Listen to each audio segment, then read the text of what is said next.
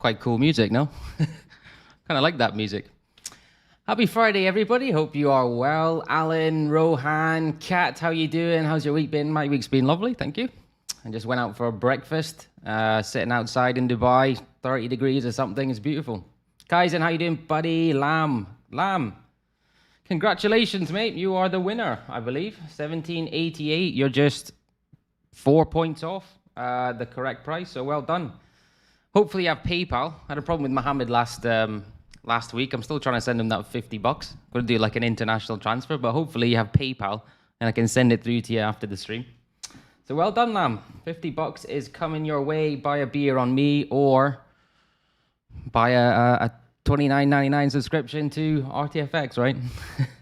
So well done, buddy. We'll do. I don't know what we'll do next week. We'll decide on Monday what we'll do for next week. Maybe we do a random chart, or I'll let you guys pick the chart what we do. But yeah, well done, mate. Well done. Okay, let's get into the markets. How's everybody's trading been this week? Hope it's all been well. Mine's been relatively quiet. I think I'm sitting on about 4%. I'll show you this for the month. Excuse me, Royce is walking around underneath me. So on about 4% for the month. We had that UK 100 trade that got half an hour. I actually thought it was going to push on. It looked quite nicely when I moved my stop to break even, which I'll go into. But yeah, I kind of wanted more than that. I have to be honest with you. I kind of wanted a little bit more, but maybe we get something today. You never know. Maybe we get something today. A few things setting up. All right, let's go into the indexes. So the indexes can use it for your, yeah, good man, man. Good man. Subscription plus a beer. That's what you get with it. Fortunately, I don't trade. Yeah, the gold has been a mess as well. You know, gold has been a mess. I just put a guess in because it could have really gone either way. So well done. Yeah, so the indexes today, we are looking like we're getting some possible price acceptance above these all-time highs. Obviously, we've come from a decent push, certainly on these lower time frames. So it looks to be the market's holding and respecting this area. We do have a little bit of 20-period catch-up coming up. You know, this 20-period is for me golden into realizing when things are ready to move. And we have had a nice movement in the start of October. We just have to let this settle, let it digest, and hopefully maybe next week, end of next week, markets will start to have that momentum and that fluidity again, which is where you make your money. You know, for me, over the years that I've been trading, I've come to realize that, you know, at these points, this is not where I make my money. This is usually when I make my money, and it kind of has happened this month. I wanted a little bit more, but yeah, we've got to let this settle. I don't think it's ready for a push yet. Impulse, potential loss of momentum, maybe harder reset, possible price acceptance, but for me, it's still risk on. You know, it's still risk on. I'll be looking at buying those risk-off pairs or selling those yen crosses essentially on pullbacks, and we're getting that pullback basically happening right now. So if we look at any yen chart, for example, the Aussie yen, let's say, notice how we've had that move and we're starting to get into that consolidation period, possible wedge here on Aussie yen, but the 20 period is starting to catch up. So that's my biggest kind of thing about waiting for these pairs to move. And yeah, might take a few days, but if you lose money now, you're going to be pissed off with yourself in 2 weeks saying, I shouldn't have taken that trade. I shouldn't have taken that trade. If I hadn't done that, I would have made X amount of money. Anyway, dollar. The dollar took a sharp fall on account of, I believe it was fundamental news. Anyway, I hadn't trusted the dollar. Dollar, again, very similar to gold. It had been a mess. But it's your bias now has to be to the downside, okay? Selling dollar on a potential pullback. Now, that's not saying that this can come back up because we've seen this area. Anything can really happen. We don't have that clear direction. What I would say is if you put a simple fib on it, Fibonacci, on this area and look for pullbacks around this region it's getting to now, for the market to tell you, and remember, market has to tell you it wants to fall. So if you get your hammer and go for a little bit of volume coming in during that pullback, that's what we want to see. So you want to see volume coming in here, market coming in here on this pullback from an uptrend or a downtrend, whatever it is, and a reason to enter. So using that simple candlesticks would be a good indication or a good setup for me for selling the dollar. In saying that, this is a decent 4-hour right now. You know, it's a little bit bullish, so I wouldn't discount a possible complete rejection to the downside and it coming back up. You know, not a bad London Open or London session candle with some bullish pressure into the dollar. So your bias has to be to the downside, but wait for a reason to enter. If you don't get that reason, you could see this dollar rise up again, and we go into that period of rangy period again, that the direction is not really there. Loving the shirt. Thanks, mate. I've got a full outfit on today. Look at this. You can see my shorts as well. My missus bought me this outfit, said I need to be a bit more stylish. So anyway. John, good morning, mate. Morning, mate. Hope you are well. So my bias is dollar shorts, but just look for that indication on the smaller time frames that it actually does want to fall, in my opinion. Okay, setups today. Pound Aussie. Pound Aussie I like. Obviously, this is a little bit frustrating looking at this moving down. I'm not sure if any of you are still in this. From a trade that I took up here, got stopped out in this section, and it would have been a nice runner to the downside. So this chart, higher time frame confluence, is really nice. You know, we've broken underneath structure, we've broken underneath this 200, we are on a downtrend now. SPX obviously looks good, Aussie's quite weak, pound is relatively, Aussie's quite strong, pound is relatively weak, and we've got the setup that we want. So we've got our, forget about all this, we've got our V reversal here, and it looks to be a potential complex before breaking to the downside, retesting, and moving on for me. I can't take breaks on the 30-minute, you guys know that already, but I'll be looking for a breakout, retest, movement to the downside, catalyst here, on high volume, continuation of trend. That for me is something that I really like. I'd like to get involved in that. Notice we're getting what we want here. You know, this is good. You know, if you are a breakout trader on the smaller time frames, which I am not, there's certainly an argument there to take the breakout to the downside. They don't always retest, but you've got a lot of things on your side there. You know, you've got a lot of things on your side where the 4-hour looks good, catch up to that 20, digesting this impulse. That's really nice. That is really nice. Aussie dollar. Aussie dollar is another one I like, 4-hour chart. Notice here the setup is great. Setup's good here. Got our cup with handle. Within that cup with handle, or within this handle, we've got our ABC, or volatility contraction, volatility contraction, and a nice break of this level, a breaking close on volume. It's what we want to see. So this is good. This is good. Not quite a breakout trade for me, but a great context nonetheless. So we're getting a possible complex here. 20 period is curling over. Catalyst there on volume to take Aussie dollar to the upside with that potential dollar weakness coming in possibly. Either way, we're going with the trend. The only downside to this trade is this 200, right? This is the only downside to the trade. And maybe are we buying at the highs? You know, we could be. We could be. The 20 period is here. It's not massively extended. I wouldn't consider this to be an exhaustive move. If we come back, you can see the Aussie dollar, once it does go, it can go quite nicely. But since we have tagged the 200, I would consider those orders to be filled. And if we get a catalyst on this 4-hour, it certainly would be something I would look at. My only worry is this daily chart if we're buying it too high. However, in saying that, the weekly is great. So we've almost got everything we want there. But I think if I get a really nice catalyst, so something on volume, and a nice engulfer, a nice hammer, a morning star, whatever it is on that 20, I think there's enough there considering the weekly, and we are still going with trend. You know, a close above the 200 would be great. So I like it. You know, I like it. I get that gut feeling, and when I have a gut feeling that I like something and it sets up, I usually take it. Euro pound counter trend, but we have our confluence with a counter trend trade by a potential fake out to the downside. Notice how I talk about ready to move quite a lot. So if we consider this daily chart where we come from, this for me, before this happened, wasn't ready to move. So you probably got trapped sellers taking the break down to the downside on Euro Pound, and now obviously getting stopped out. Esmail, how you doing? Einreb? Hi mate, hope you are well. So we've got this catalyst here. Fake out, hammer bar, bullish sign. We got 2 decent bullish bars for the last 2 days. We're back on that 20 period. However, what I'm looking at here, if we take the setup, you could look at it as a potential head and shoulders. I'm looking at it as a V reversal. Pullback, good outside bullish engulfer, again on high volume, break through the level.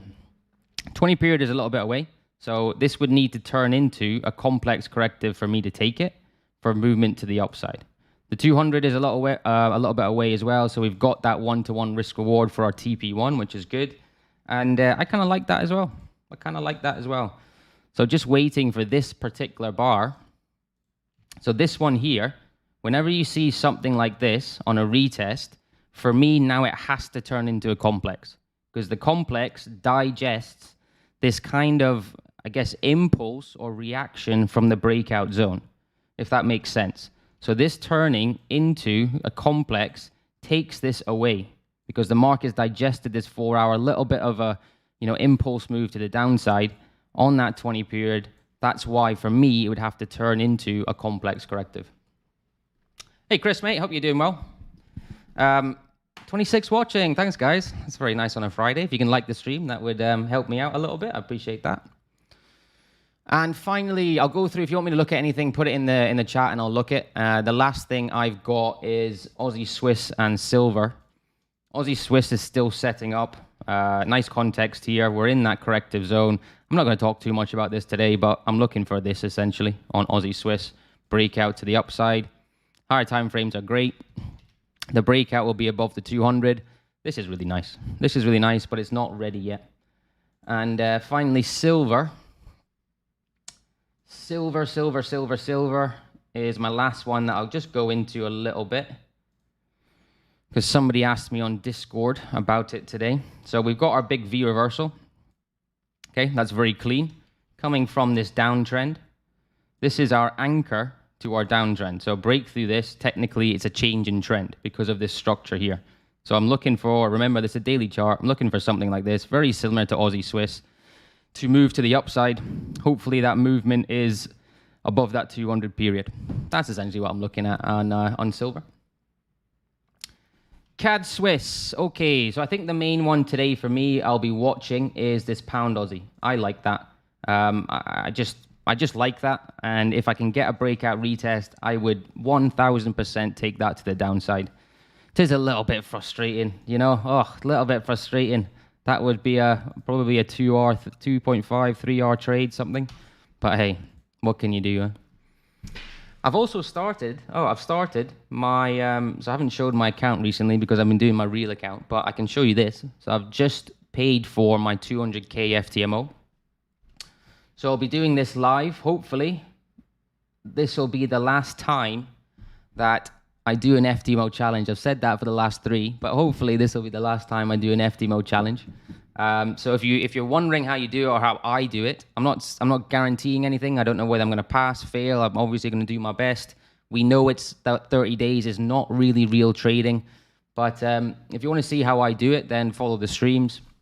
Obviously, my tactic is to guarantee a free repeat and then simply go for it in the last few days. That is my tactic, and every time, that's how I've passed essentially my last 2, is get the free repeat and then go for it. Go down scalping charts and, use your knowledge and, just take trades, and you never know, you might get lucky. That's how I do it anyway. Okay, who asked me? Darren CAD Swiss. CAD Swiss, probably my least favorite pair to trade, I would say. CAD Swiss. CAD Swiss, decent bearish bar yesterday. Higher time frames is your bias has got to be long, but this is certainly a bearish bar.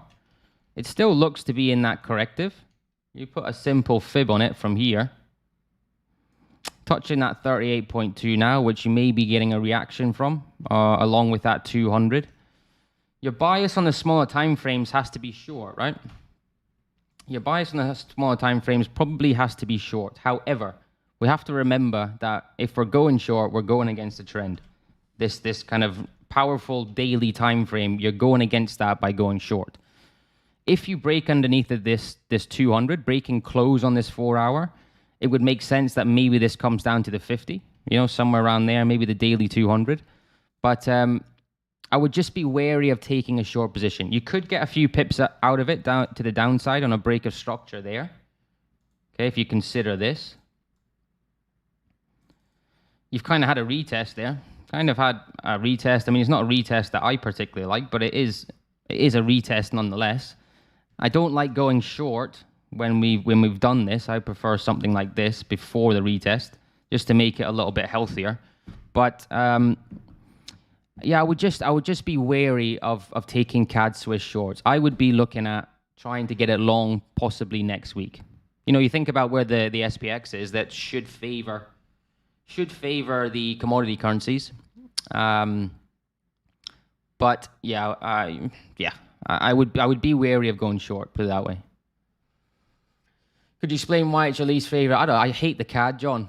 To be honest, I don't like the CAD. It's my worst pair to trade. I just find it difficult to trade. I hardly get any setups with it. But CAD Swiss seems to be a horrible pair to trade. I don't know why. Honestly. I don't like the Swiss either. Funnily enough, I don't like the Swiss either. But ironically, my absolute favorite pair is Swiss yen. And I can show you why. If we look at let's say look at my results for this year. I did this the other day. So Swiss yen, in January, I got a 2.3R trade, which is, what's that, 4 point something percent.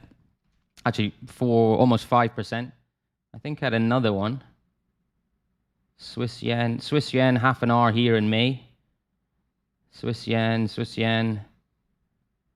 And then the Swiss yen 4-hour trade. So I must have made probably about, 14-15% on the Swiss yen this year. Haven't lost a trade in it. It's just something I really like. Yeah, I love the Swiss yen. I find the CAD Swiss CAD is difficult. Euro Swiss is a horrible pair to trade. Euro Swiss is horrible as well. But those are the two I just dislike, really. You always kind of get a sense of the things you don't like. Okay, sorry, I'm going through your pairs. CAD Swiss, EU and gold. EU, let's look at EU. Did I do the dollar? Yeah, I did the dollar. EU, we are tagging this area again. EU is difficult to predict. I would say it's difficult to predict. We've obviously had a decent move to the upside.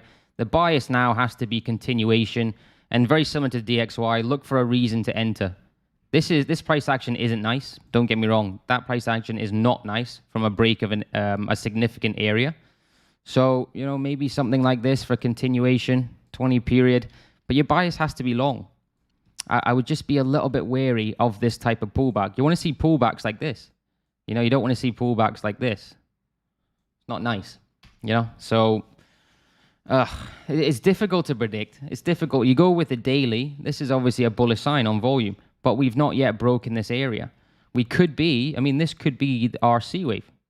Could very well be our C wave of A, B, C, continuation down.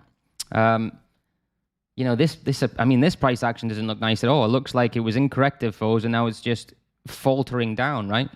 So it's not a very easy pair, I'd say, right now to be trading. I wouldn't be trading it, put it that way. I wouldn't be trading it. I couldn't give you an accurate bias because I don't think there's one there on EU. Gold.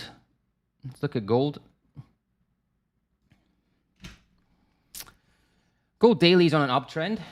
Okay, I think gold still gets up here if this continues, unless it breaks below this trend line that we're in. Unless we break below that, gold still looks good to the upside. Intraday. Again, this price action's not nice, is it? Unless you're potentially getting something like this for movement here. If you get a decent 4-hour rejection on this 4-hour right now, on a bit of volume which is coming in, maybe this moves up to this area, possibly. But again, it's just not a nice pair to trade right now. It's just not. I would stay away from gold. I would stay away from EU. I would, to be honest. EA, GJ, GA. Which pair would you advise to trade today? GA. That would be my best pick for today. If you want to take the breakout, that's completely up to you. Disclaimer, I am not. But if you get a break underneath this zone, I would consider that probably the best chart for the day, in my personal opinion. GJ, let's have a look at GJ. Sure. And yeah, guys, if you like the stream, go on, get me to 20 likes. 20 likes on a Friday for free money. Go on and give me free money. I would appreciate that. GJ is similar with all the yen pairs. You asked me about GJ. Chris and Paka. Paka, it's a great name. You're just digesting this movement. You know, we're getting 20 period catching up. Just let it digest. I don't think we move very far. We've had the move. So if you're in here, you're happy. If you're in here, you're happy. But just wait for this to digest, and trend theory dictates you go pullback continuation. But again, we talk about the 70-30 rule. Markets trend 30% and range or pullback 70. So you're expecting this to take some time before it's kind of healthy to move to the upside. And to do that, one of the things we can do is use this 20 period. Use this 20 period. It sounds so simple. And you might be saying, oh, it's just a 20 period. But I went so far away from the 20 period to come back and realize that shit works. Use the 20 period for trend continuation, getting into trades at the right time. I'm telling you, if you don't use it, use it. Or use something of the similar, 21 EMA, just to get you in at the right times. And use these higher time frames. So I was talking to Kaizen before, who I think missed the USD ZAR trade, right? I don't know if he's still in the room, but USD ZAR missed this trade. But it was a good setup, right? Good setup here. The biggest reason I think why this has moved is because the higher time frames were in a good position. So the trade moved at this point in time. Look where we are. You got your V reversal pullback, slight retest on these smaller time frames. 20 period close by, above the 200. Daily chart. You're on this trend line. You got a reaction off this trend line. Outside bullish engulfer, push through roughly around, I think it was here, wasn't it, for the trade? And crossing the 20 period, it's all nice, you know. And that's so key if you're in the kind of similar strategy trade management with me, where you want your winners to run. That's a saying because it's, you know, let your winners run is a saying because it's true. You can make such a big difference to your ROI at the end of the year, letting your winners run and using that higher time frame confluence, like we have in Pound Aussie, for example, can put you on to great trades. Sorry, GJ. Yeah, so GJ, I would say just let it digest. If we look at the smaller time frames, you could see some movement to the downside. You know, it looks like it's losing momentum potentially to the upside, possibly. Got a decent hammer bar here, breaking out of here. Yeah, you could get some intraday shorts. You could get some intraday shorts. I'm still crying. Yeah, it would be annoying, right? But again, I know it's frustrating, Kaizen, right? I know it's frustrating seeing that. It's like me watching Pound Aussie. It's annoying. But you picked a decent one. So I know it's hard, but that is the positive of it. Bitcoin. All right, let's do Bitcoin. We'll do Bitcoin. What have we got? Bitcoin and that's it, I guess. Bitcoin and that's it. And I'll go and enjoy my Friday. Going for a nice beer this afternoon, which will be lovely. Okay, I'll do Bitcoin and Pound New Zealand. Pound New Zealand. Bitcoin, you could be getting your ABC in Bitcoin. Could be. ABC, a slight bullish 180 on this daily chart. Again, very similar to the yen pairs. Do I think it's digested enough? No, but we know Bitcoin, when it has momentum, it can move out with technical analysis. So it's not a bad pullback on this daily chart. Not a bad pullback. I wouldn't mind a kind of entry in here for continuation longs. I would be more happy if it came back and possibly did another leg like this to move to the upside. But momentum is to the upside, bias to the upside. If you're asking from a longer term perspective, buy Bitcoin. It'll get to 100 grand. It's not a question of if. It's a question of when. From a trading perspective, yeah, it wouldn't be a bad entry. ABC. Push on, yeah. Wouldn't be a bad entry. Stay away from Shiba. Shiba? Yeah, Shiba's been... what's Shiba doing today? Let's have a look. I wasn't in Shiba. I'd always be a bit wary of Shiba and Doge. Let's have a look.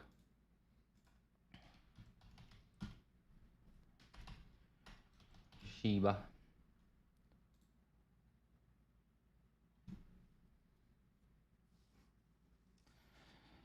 Shiba, let's have a look at the daily, I guess, is the best place to start. Oh, look at that weekly, bloody hell. Seems to be holding, though. If you look at the 4 hour, that's actually not bad. So from technical analysis point of view, back to the 20, pullback. It could go another leg. Highest volume in Shiba now. Yeah, I mean, it's lowering down. You asked me about that, Rohit. It's lowering down a wee bit. I mean, yeah, it could fall off, crypto market, but it doesn't look too bad. I would just be wary of Shiba. I mean, what does Shiba actually do? What does the coin actually do? You know, at least with things like Ethereum, Ripple, Bitcoin, obviously, you've got use cases there. What does it do? Shiba, I don't even know. In saying that, I invested in Moon Pirate. I don't even know what Moon Pirate is now. I'll put $2,000. This is what I did in about I don't know how long it was. Must have been 6 or 7 months ago. I put $2,000 in this Moon Pirate as a kind of, all right, you know, I'll put it in a rum company, and within 2 days, my investment was worth 35 grand. I didn't sell it. It was up, yeah. So here, I must have bought it all the way down here, and it got up to here at one point, and it was worth like 35 grand. But I didn't sell. So now I think that's there's a thing, like there's a waste of $2,000. I should have just sold it there, but it was just kind of a play around, I guess. Okay, so pound New Zealand. Let's go into pound New Zealand and see what's happening. I presume pound New Zealand might look okay. I had it on my list yesterday, I think. No, New Zealand's quite weak. I would say maybe we could go into pullback territory. Again, could be a fake out to the downside here, breaking through structure a little bit extended, which is never what you want to do. You don't want to be taking a sell stop down here when the moves happen. You know, that's when fake outs happen. That's when they occur. If you figure out when pairs are ready to move or not ready to move. For example, ready to move here, right? Or certainly ready to move here, breaking out of this. Ready to move here, I'm not entirely sure. So what you could look at for pound New Zealand is potential stop locations. If we're considering a fake, if we look at stop locations, maybe it does something like this and continues to the downside. So pound New Zealand looks okay on these small time frames, possibly pullback. We're getting some volume coming in, right, and some bullish signals here. So maybe we consider this impulse corrective continuation, crossing above these moving averages. If that closes like that, then it wouldn't be a bad shout for movement to the upside on pound New Zealand. I think.